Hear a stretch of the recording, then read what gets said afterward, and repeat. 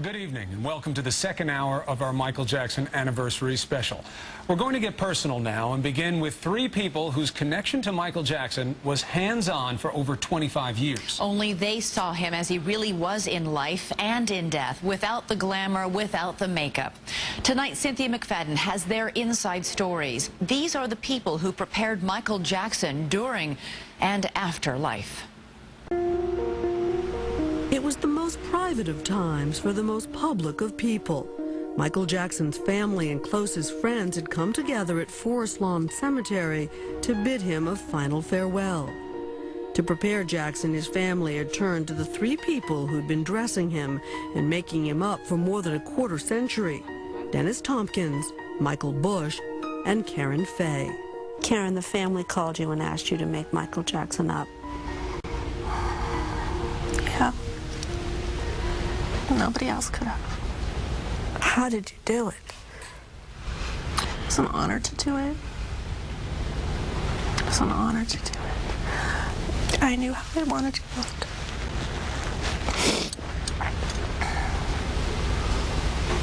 So I did. First family, first children. And you all dressed him. Yeah, the family called and said, "You've worked with Michael for so many years, we need you to do his outfit." And you're going like, okay, if he ever needed me, he needs me now. So what did you pick? Well, anything I can say at this point, because the family wants to keep it private. There's elements of everything that was his favorite looks over the years. Everything was new. Were you proud of it? Yes. Very, Yeah. very. It was beautiful.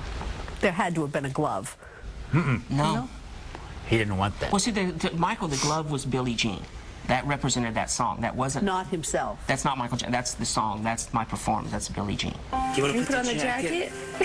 And these were people who knew the man behind the music. Michael Bush, you're gonna like this. This is you working. Knew him stripped of the artifice he so cleverly showed the world. Unguarded moments captured by Karen Faye. I'm not lit properly. This isn't fair. Oh, that's right. Where's the bounce card? ABC News paid to license footage and photos from his three friends' private collections. His inner circle was determined Jackson would exit as the world had known him, as a showman. The work that me and Karen did with Michael at Forest Lawn, I think, bonded us for life. 9 hours, wasn't it? 9 hours. 9 hours. You didn't know you'd be the actual person to dress him the last time. I never expected, even when we did the costume, to do that. I thought, you know, hand it through a door, I'm done. And then I assisted you. And I think the hardest thing is, I mean, they asked me to help. Everyone's gone. We have to get him in the coffin. So I had to help pick him up and place him in the coffin. And to me, it's like, well, I got to do this for my best friend. The final touch, Tompkins designed this crown to bid the king of pop farewell. May I pick it up? Yes. It looks like ermine down here. It's not real, is it? Faux. Faux ermine. Faux ermine. It's a show crown. Show crown. For perhaps the greatest showman of them all. You can't help but think he would have loved seeing his children proudly carry that crown. When the casket was brought in at Forest Lawn into the service, Prince and Paris and Blanket lifted and put it on the center of the flowers on the coffin. Well, that must have been a moment.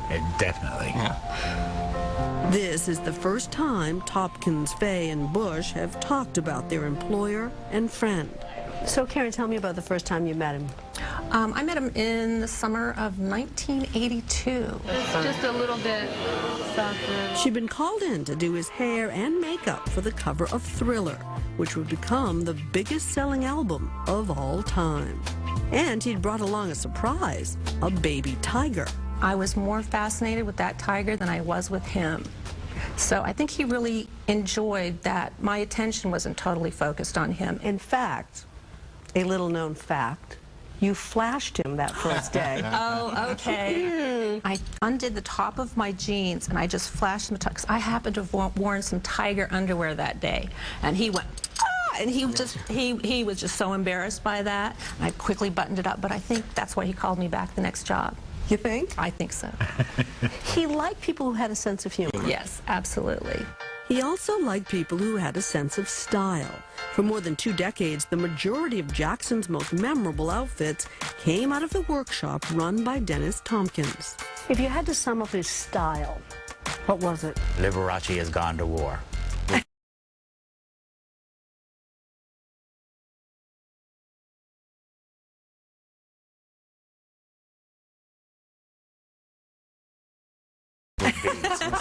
Liberace has gone to war. There you go. And I said, that's pretty good. His genius as an artist is unquestioned, but we wanted to know about the persistent rumors that followed him. There's been a lot of talk about whether or not he was abusing drugs. Nobody was in a more intimate position than the three of you to know.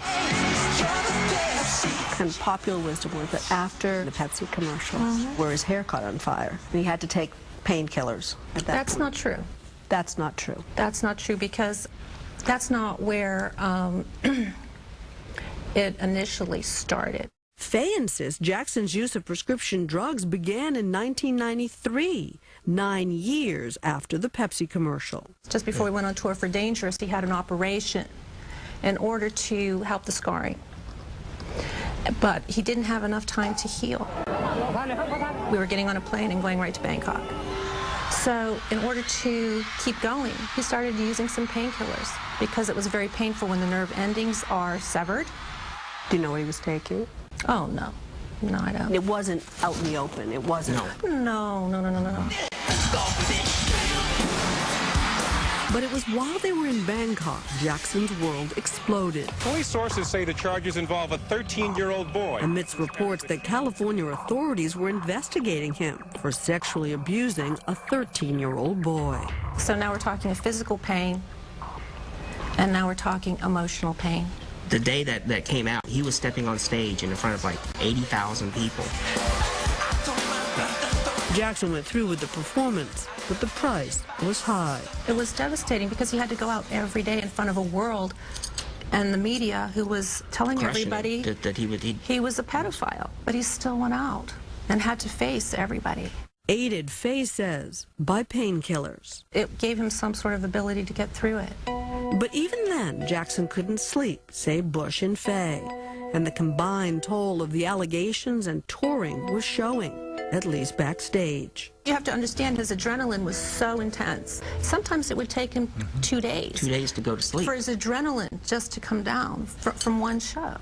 In 1994, Jackson settled out of court with his accuser, but nearly a decade later, yet another boy came forward, also alleging sexual abuse. The most loving thing to do is to share your bed with someone.